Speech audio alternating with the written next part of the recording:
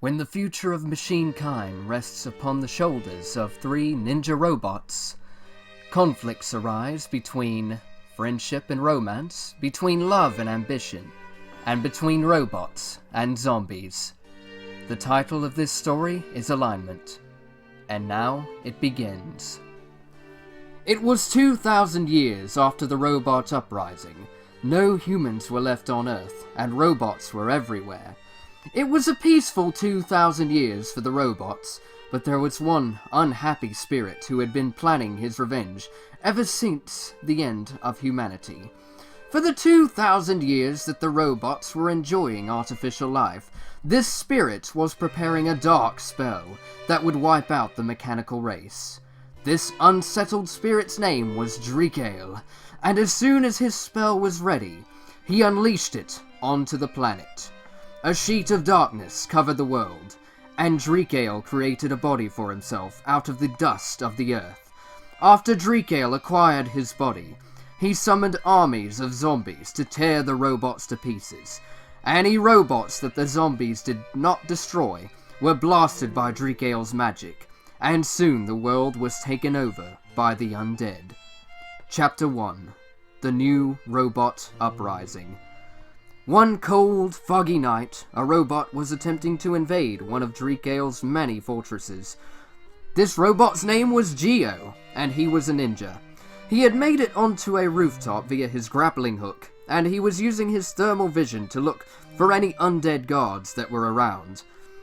Through thermal vision, an undead guard appeared as something with normal human body temperature, but the air around the object was extremely cold. After scanning the area, Geo spotted a zombie walking around just below him. Once he had acquired the target, he dropped down behind the zombie and chopped its head off with his katana arm. After that, Geo proceeded to the next corner and stopped. According to Geo's thermal vision, there was a zombie patrolling the area just around the corner. The zombie was about to come around the corner, so Geo took aim and launched a proximity mine at the ground. The mine stuck, and when the zombie got near it, there was a fiery explosion. The zombie was burned to a crisp, but some more zombies noticed the commotion and came running to see what was going on. As soon as the other undead creatures got there, Geo launched a smoke bomb, and it began to spray clouds of smoke all over the area. The zombies couldn't see, so Geo ran into the cloud with his thermal vision still active. Once Geo was in the cloud, he sliced all of the undead creatures to pieces before they knew what hit them. When that was done, Geo spotted a huge door nearby, but he did not want to go straight through it. Instead, he used his grappling hook to get on top of the building that had the door on it. When he was on top of the building, he saw an open window below, but there were several undead guards walking around in the courtyard near the window. Hey Geo, is that you on the rooftop over there? This message came from Droida, a female android who appeared human. Geo heard the message in his head, so he switched off his thermal vision and looked around for Droida. It was difficult, but Geo soon noticed Droida on a rooftop that was across the courtyard. Droida sent another message to Geo. There are 12 guards, but I only have 10 fingers. I'll snipe 10 of them, but I want you to take care of the other 2 immediately after. Got it? Geo nodded, so Droida turned all of her fingers into silenced guns. She took careful aim, and once she was locked onto all of the targets, she launched a shot out of each finger. 10 of the guards dropped dead, so Geo got his katana arm ready and ran to one of the survivors.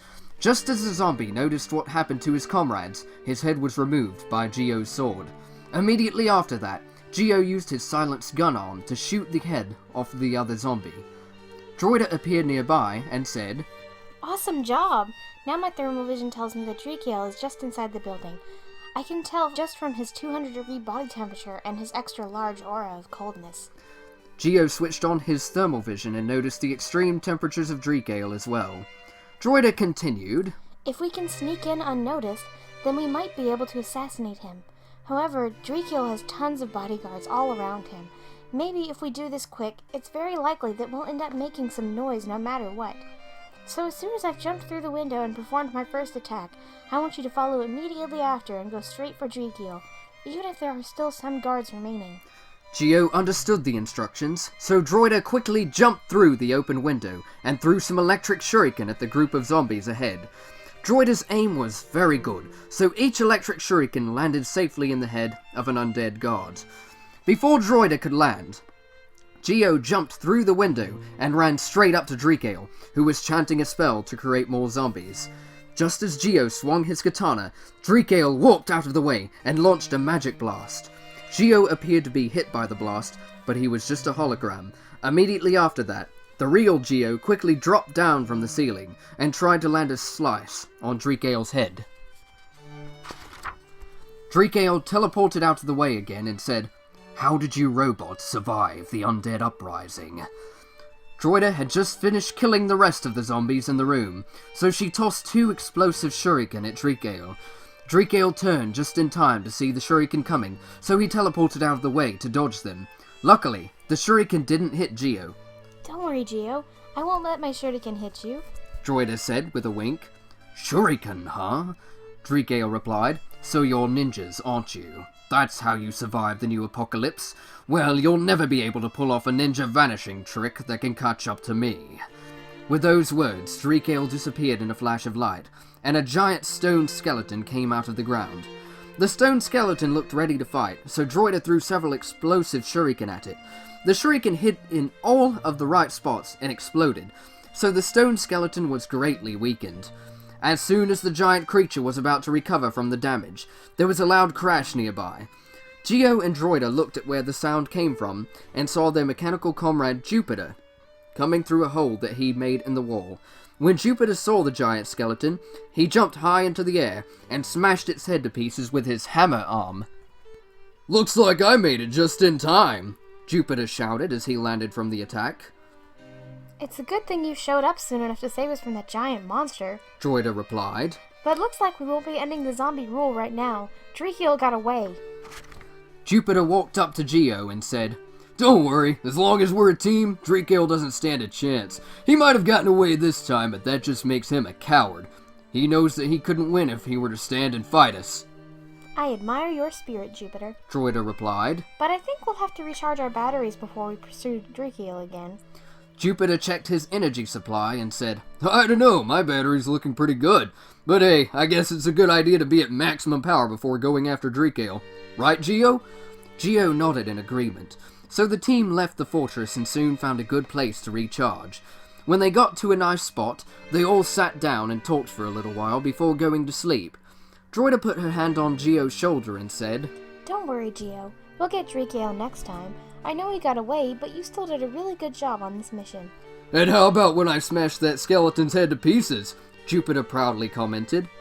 That was cool too, but you missed it when Geo was hit with a magic blast, but it turned out to just be a hologram.